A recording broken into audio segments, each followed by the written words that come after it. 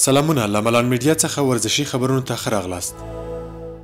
د تخار په درقد ولسوالۍ کې د پهلوانۍ سیالۍ ترسره شوې. د تخار ورزش امریت په همغږۍ د دې ولایت په درقد ولسوالۍ کې د 4 ولسوالیو د پهلوانانو ترمنځ سیالۍ ترسره شوې. دا سیالۍ چې د اختر په مناسبت په لاره اچول شوې وي، پکې د تخار له 4 ولسوالیو څخه 50 تنو پهلوانانو برخه اخیستې وه.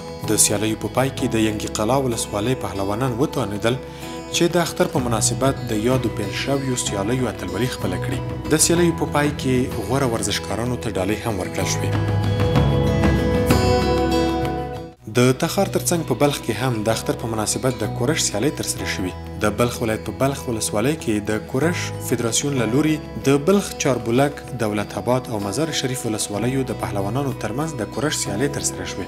د مسؤلانو په خبره دغه سیالۍ د کوچني اختر په مناسبت په لاره اچول شوې وي او پکې د یادو ولسوالیو 58 تنو پهلوانانو برخه لرله. د کورش فدراسیون د مسؤلانو په خبره د دې سیالیو د ترسره کېدو موخه ورزش ته د ځوانانو هڅول وو. یادې سیالۍ د کورش مینوالو په موجودیت سره د بلخ ولسوالۍ په ورزشي میدان کې ترسره شوې. په کندهار کې بیا د فوټسال رمضان جام سیالۍ د ستارګان لوبډلې په اتلولۍ سره پای ته رسېدلې.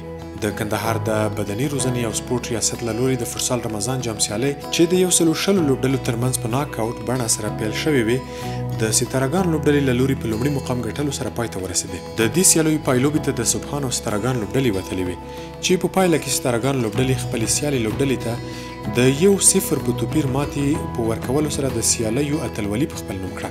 د سیالیو د پای په مراسمو کې د کندهار د ورزش او نورو ځایي مسؤلانو ترڅنګ ګڼ شمېر نندارچیانو هم برخه اخیستې وه او ورزشکاران یې وهڅول. د پای په دې مراسمو کې لومړی او دوهم مقام ګټونکو لوبډلو ته کپونه، نغدي ډالۍ او لوبغاړو ته میډالونه او نور بېلابېل انعامونه ورکړل شول. اخوا په پروان کې بیا ورزشکارانو د کوچني اختر په مناسبت د جمناستیک نندارې وړاندې کړې دي. نن یکشنبه د اختر په 3مه په پروان کې د جمناستیک یو شمېر ورزشکارانو خپلې وړتیاوې نندارې ته وړاندې کړې. د ورزش ولایتي مسؤلانو ویلي چې دا نندارې د ورزشکارانو له لوري د کوچني اختر په مناسبت او دغه راز ورزش ته د ځوانانو د هڅولو په موخه ترسره شوي دي. د دې نندارو د وړاندې کولو پر مهال چې په چاریکار ښار کې ترسره شوې، د هیواد په کچه د جمناستیک مجربو استادانو حضور درلود او د 10 ورزشکارانو له لوري وړاندې شوې.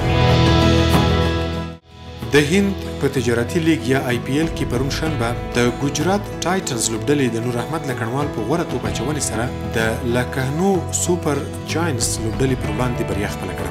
دغه لوبه کې نور احمد 2 لوبغاړي وسوځول او 18 منډې ورکړې او راشد خان بیا چې له نور احمد سره یو ځای د ګجرات په لوبډله کې لوبېږي 1 ویکټ ترلاسه کړه. په لکهنو لوبډله کې لوبېدونکي افغان لوبغاړي نوین الحق بیا د خپلې لوبډلې په ګټه د سیالې لوبډلې 1 لوبغاړی وسوځاوه او په ترسره کړو اورونو کې یې 19 منډې ورکړې. دا د هند په دې ستر سوداګریز لیګ کې د نوین الحق لومړی ویکټ و چې د خپلې لوبډلې په ګټه یې واخیسته.